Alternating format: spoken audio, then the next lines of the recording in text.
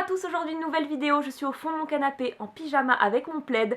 Comme pour la première vidéo sur les séries, je me mets à l'aise, donc n'hésitez pas à aller voir cette première vidéo si vous ne l'avez pas déjà vue parce que je vous parle de beaucoup de séries, donc je ne vais pas en reparler ici, donc n'hésitez pas. Et là c'est reparti pour la version numéro 2, j'ai beaucoup de choses à vous faire découvrir, je l'espère. Je vous parlerai pas de classiques style Desperate, Sex and the City, Friends, parce que voilà, ce sont des classiques, je préfère essayer de vous faire découvrir des choses. Moi mon truc c'est les séries, c'est pas le cinéma ou les films. Voilà, je suis très à fond, donc j'espère que je vous ferai découvrir des choses, c'est le but. Alors, je commence avec Grace and Frankie. Grace and Frankie, c'est une série incroyable, je crois que c'est une série Netflix. Pour vous planter le décor, imaginez deux couples de 60 ans, les deux hommes larguent leur femme le même soir au restaurant, une table à 4, parce qu'ils sont amoureux depuis des années. Ils ont fait croire qu'ils étaient meilleurs amis, mais en fait ils étaient amants. Donc les deux femmes se retrouvent larguées. Par la force des choses, elles doivent vivre dans la même maison. Elles se détestent depuis des années, elles sont très différentes. Il y a la bourge coincée et la yoga fumeuse de joint. C'est génial et c'est comment elles vont apprendre à s'accepter et voilà. Et c'est vraiment drôle parce que elles ont 60 ans, donc c'est un âge pour des séries, c'est vrai que les personnages sont quand même en général un petit peu plus jeunes. Et du coup, c'est de l'humour et des problèmes de cet âge-là. Et on en apprend beaucoup, c'est très chouette. Je vais vous parler d'une seconde série Netflix qui est Kimmy Schmidt. Vraiment, c'est le scénario qui m'a fait foncer.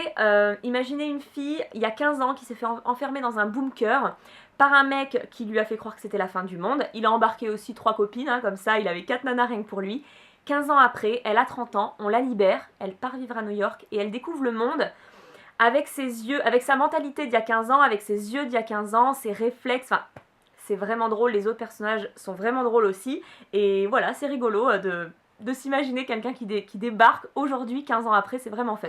Ensuite, je voudrais vous parler de The Big C. C'est une femme qui apprend dans le premier épisode qu'elle a le cancer.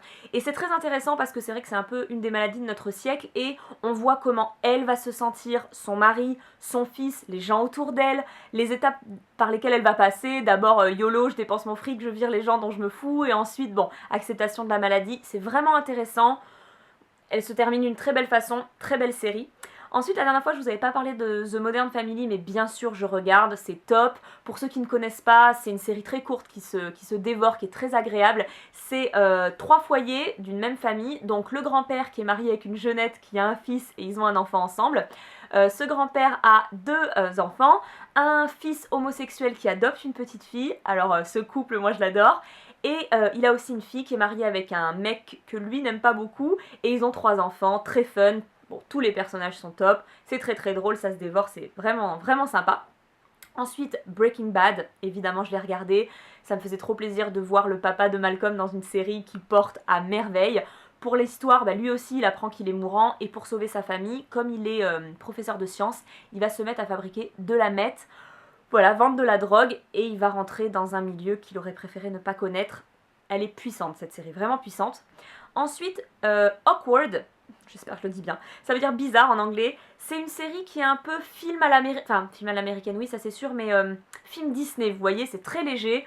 Et c'est sur l'adolescence, les problèmes qu'on a à l'adolescence. Bon, je suis peut-être un peu vieille pour regarder ça, mais moi j'aime bien. Ensuite, Revenge, c'est avec Emily Van Camp. Moi je l'aime beaucoup dans Brother and Sister, je vous l'avais dit dans la première vidéo, donc j'étais contente de la retrouver.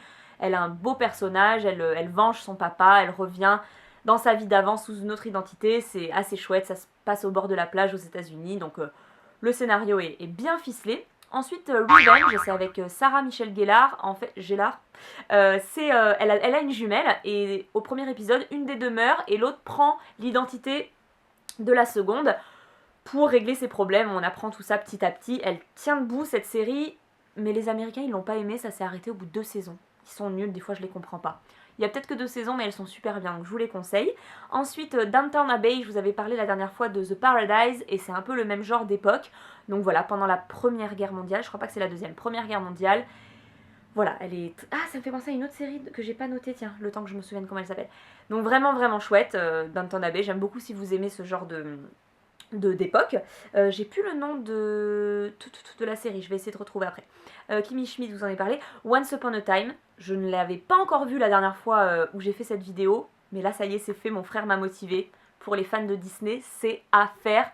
C'est donc tous les personnages Disney qui arrivent, qui sont dans le monde d'aujourd'hui et qui se souviennent pas de leur vie d'avant, donc ça c'est une première histoire. Mais ce qui est super chouette, c'est que comme il y a des flashbacks, on en apprend beaucoup sur les histoires Disney, les questions qu'on se pose, le début des films qu'on connaît pas, l'enfance des héros, voilà, c'est génial. Pour les fans de Disney, faites-vous cette série. Ensuite, 24, alors la fille hyper en retard, la série est finie depuis des années. 24, c'est une série, comment vous dire, une saison fait 24 épisodes parce qu'elle dure 24 heures. Donc c'est de minuit à 1h, de 1h à 2h, de 2h à 3h.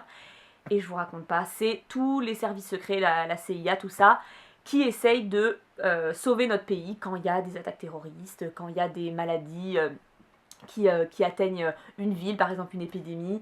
Il y a une histoire différente à chaque saison. Incroyable, je vous dis pas comment ça vous tient en haleine façon Prison Break, c'est trop cool. Ensuite, une toute nouvelle série que j'ai commencé, c'est Versailles, nouvelle série Canal, géniale, incroyable. Et donc, ça se passe à Versailles, c'est sur Louis XIV, juste après son mariage. Donc, il n'y a pas de séance, il n'y a pas de scène à Saint-Jean-de-Luz, c'est trop dommage qu'il s'est marié à Saint-Jean-de-Luz, mais bref. Donc, c'est le moment où il gouverne, il règne sur Versailles. Donc, c'est intéressant de voir la place de Paris à ce moment-là. C'est aussi chouette de voir les décors, les costumes, c'est génial et c'est une très très belle époque. Elle est vraiment top cette série. Scrubs. La fille regarde Scrubs. En fait, j'avais vu cette série à la télé comme tout le monde par-ci par-là, mais je m'étais jamais fait tout à la suite. Donc c'est l'histoire de médecins. C'est un peu la version médecin de Ali McBeal. C'est complètement barré. On se regarde tout à la suite avec Nico parce que c'est très court, ça passe bien. Mais qu'est-ce que c'est drôle. Mais on se fend la gueule. J'avais oublié que c'était drôle comme ça. C'est pile l'humour que j'aime en ce moment. Peut-être parce que je pense que peut-être que c'était pas mon humour à l'époque parce que j'étais passée à côté de la série. Génial. Ensuite, grâce à Colline de Et pourquoi pas Colline, j'ai découvert Jane the Virgin. C'est vraiment chouette. C'est une vierge qui tombe enceinte, vous comprendrez vite pourquoi. Et c'est un petit peu une parodie des telenovelas, donc moi j'aime bien ça. C'est vraiment chouette, la voix off qui est très présente fait beaucoup dans la série. Moi c'est une série que je pourrais pas comparer, elle est assez unique, vraiment chouette, donc merci Colline pour la découverte. Ensuite je me suis rendu compte que je ne vous avais pas parlé de Ugly Betty la dernière fois, qui est la version américaine du destin de Lisa, donc une fille qui n'a rien à faire, qui ne répond pas aux stéréotypes de la mode, qui se retrouve à bosser dans mode, qui est un peu l'équivalent de Vogue je suppose. Et c'est top, c'est très drôle, les personnages, les couleurs sont saturées, donc la série est très colorée, vraiment saturée, c'est vraiment chouette à regarder. Et ça aussi c'est une série assez unique, donc voilà, je l'ai re-regardée il n'y a pas très longtemps, donc je me suis dit mince, je vous en avais pas parlé. Bref, Grey's Anatomy, j'avais dit que je ne parlerais pas des classiques, mais j'avais quand même envie de faire une petite parenthèse parce que je trouve qu'elle se tient super bien cette série. On en est, je sais pas, à la 9ème saison, elle est toujours aussi bien écrite, les personnages prennent du caractère, les nouveaux personnages sont géniaux. L'histoire, voilà, vraiment perdure et voilà, bravo, c'était ma petite parenthèse. Ensuite, Shameless, donc vous m'avez demandé si je regardais et oui, je sais qu'il y a la version américaine, moi je regarde la version anglaise parce que c'est des décors que je connais un petit peu mieux, je m'y reconnais, voilà, je la préfère. Donc c'est l'histoire d'une famille très nombreuse qui a pas beaucoup de moyens, c'est une famille dans le besoin. Le papa est alcoolique, les enfants sont plus barrés les uns que les autres. Faut la regarder en sous-titré, hein, enfin en tout cas en version originale parce qu'on apprend des mots et des insultes, je vous raconte pas. Elle est vraiment décalée, elle est au 36e degré, elle est top. Et ensuite, je voulais vous parler de 2 séries un petit peu déçues. J'avais commencé Under the Dome, je trouvais ça génial, ça faisait un petit peu, vous savez, le film The Truman Show. En fait, c'est une ville aux États-Unis qui se retrouve sous un globe de verre du jour au lendemain. Donc je trouvais vraiment le scénario original, j'aimais bien, voilà, tout le monde pète les plombs à l'intérieur, enfin vous imaginez comment les gens se sentent. Mais à la fin de la première saison, ça part un peu dans le fantastique et ça m'a saoulée. Extraterrestre, je sais pas ce qu'ils voulaient nous dire.